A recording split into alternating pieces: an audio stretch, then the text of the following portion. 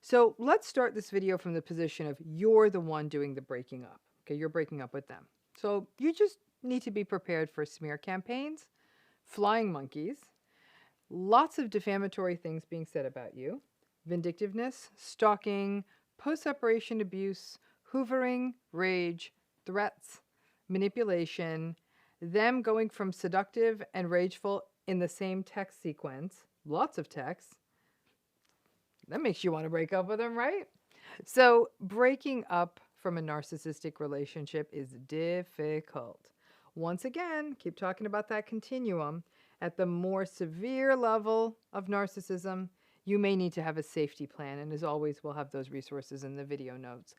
But at the mild to moderate levels of narcissism, it's just their unwillingness to let go. Entitlement means that they don't like that you got to make the call to end it. And their need for domination means that they don't like that someone else has the power to disrupt their lives. And their arrogance is, why would anyone want to leave me? Is what they're thinking. Now, obviously, if this is a divorce, it's going to be a disaster. Custody wars, financial wars, you're going to need an attorney, even if it's just to know your rights.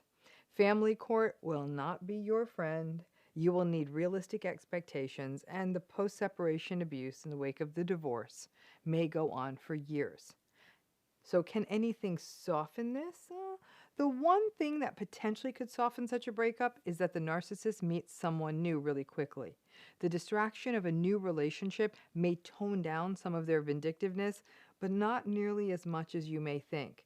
They'll have their new person, but still come after you with unfettered rage. And and you might wonder, like, why the hell isn't this new person they're with see their new partner's single-minded revenge campaign against you as a 10 alarm red flag? That part never ceases to amaze me.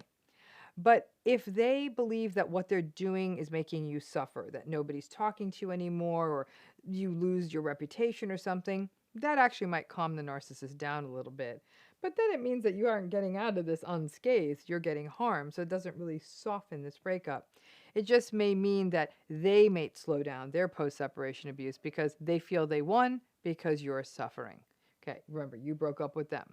Now, the extent, the severity, the breadth, and the depth of their rage when you break up with them may vary depending on how long your relationship with them lasted and how entangled you are with them: children, house, pets, money. Then there's always cultural and religious factors and whether a breakup will make this person look bad to their family or their community. All of these are drivers to this breakup, what it looks like. And as a result, there are some narcissistic breakups that do go a little bit okay, but that's not the norm. Be prepared for a stalky, vindictive, protracted mess.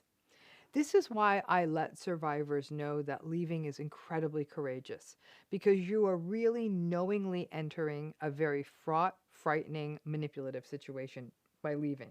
It's also why I let survivors know that I understand why they don't leave and why we really shouldn't pressure survivors to leave. Some people may not feel up to the fight at a given time in their lives. Keep in mind, even if you wanted this breakup, it doesn't make a breakup easy because you may actually have a real broken heart. There may have been enough good days in this relationship to give you some regret.